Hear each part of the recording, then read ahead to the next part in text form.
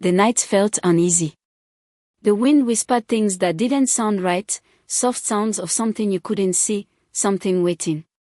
They moved through the trees like unseen hands, touching your skin and making you shiver. Something was coming. Or maybe, something was calling. In the town of Tomiya, Kojo sat by the river. He drew lines in the sand with his fingers, but his mind was far away, in the dark places beyond the trees. He had heard the stories, the ones the old people told quietly, about those who went too far and never came back. But something in the wind called to him, a voice that felt both far away and close. It wasn't a warning, and it wasn't a threat. It was an invitation. Before he knew what was happening, everything changed.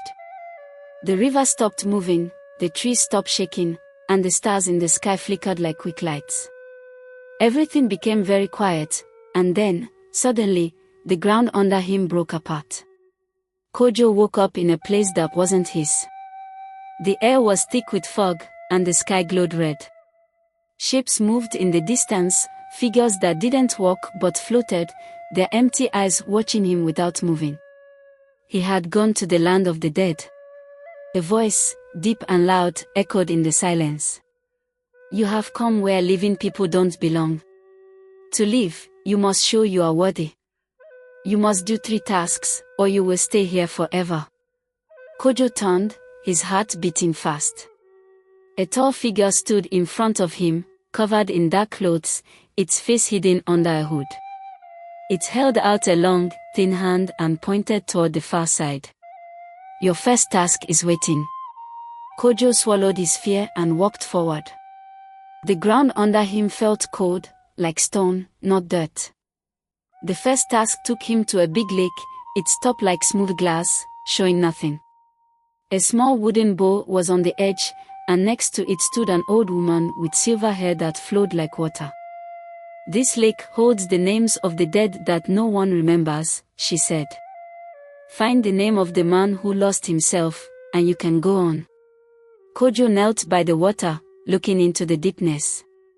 The top moved, showing thousands of names floating like leaves. He knew he had to choose carefully.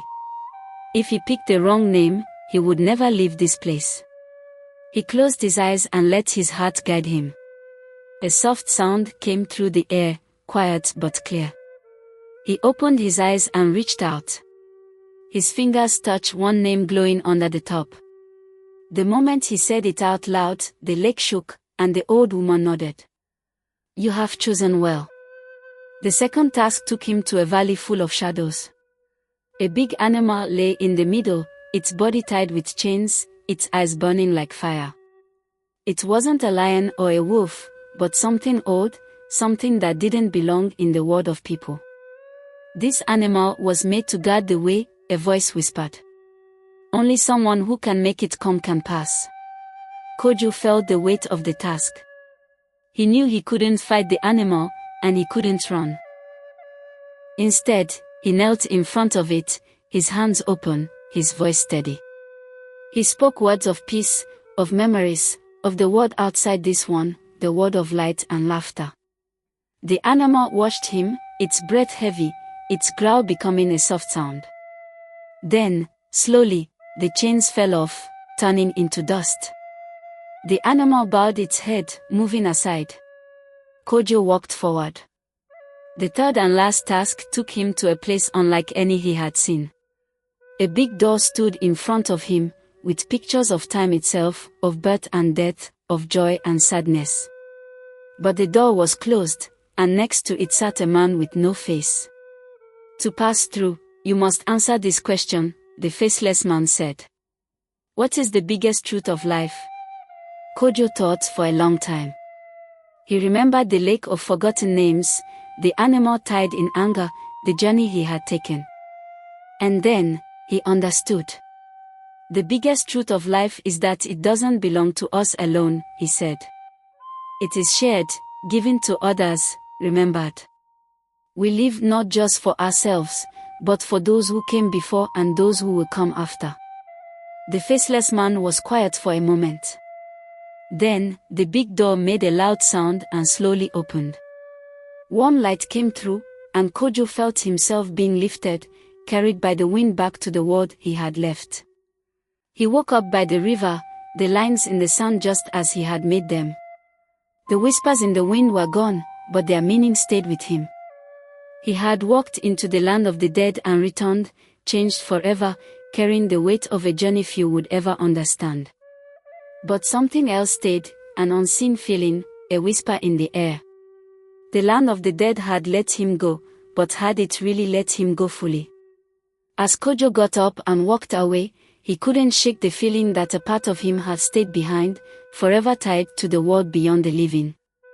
Days went by, but the world didn't feel the same. Shadows were longer than they should be, and in the quiet moments, Kojo thought he heard the sound of far-off voices. The smell of fog stayed on him even in the hot sun. The old people noticed his silence, the way he listened to things they couldn't hear.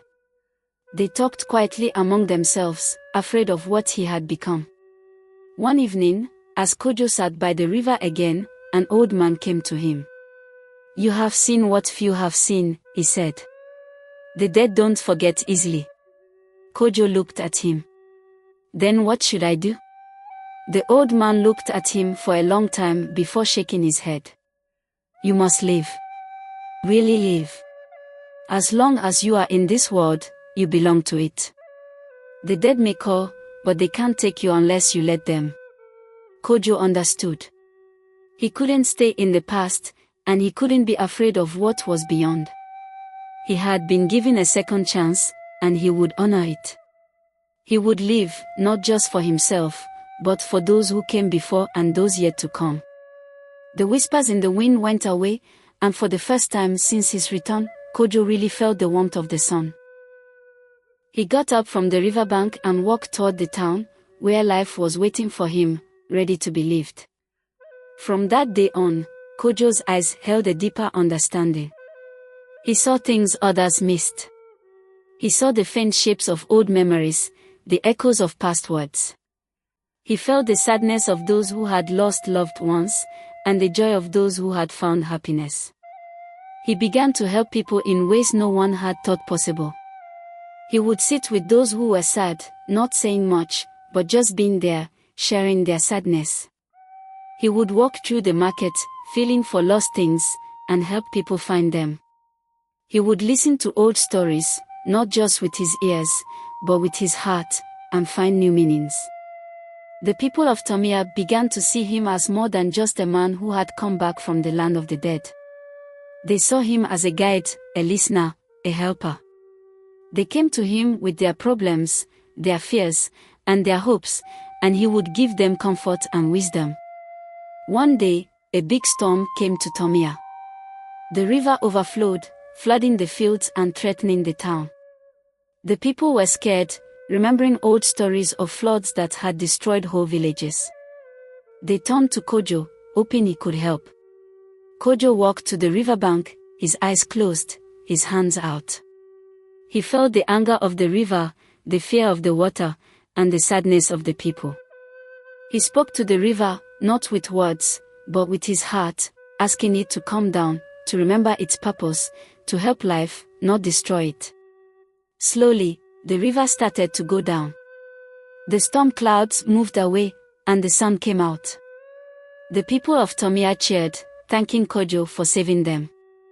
But Kojo just smiled, knowing that he hadn't saved them alone. He had been a bridge, a link between the world of the living and the unseen forces that shaped their lives. From that day on, Kojo became a legend in Tomia. His story was told and retold, not as a story of fear, but as a story of hope. He taught the people that even when things are bad, life is worth living, that even in the darkest times, light can be found.